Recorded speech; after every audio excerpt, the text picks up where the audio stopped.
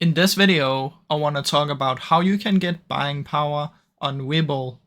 Now what you want to do is you need to have a margin account, so you need to upgrade your account. Now keep in mind you can only use Webull if you're in the US, so you need to make sure that you have opened your account up here, and this only works from the US. So if I head over here, you can see my account is not opened since I'm not in the US, but if you're in the US you can do this. Then what you want to do is you want to make sure that you get the margin account, which will give you a double buying power or even more in some cases. And to upgrade, you just want to head to your profile, go to account settings and select upgrade to margin. Now to do this, you need to fill out the application, and once you fill that out, they're going to review it and check if you're eligible for the upgrade.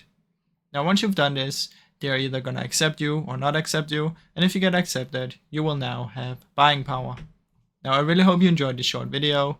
If you did, please leave a like and subscribe, as it helps me out a ton. Thank you so much for watching.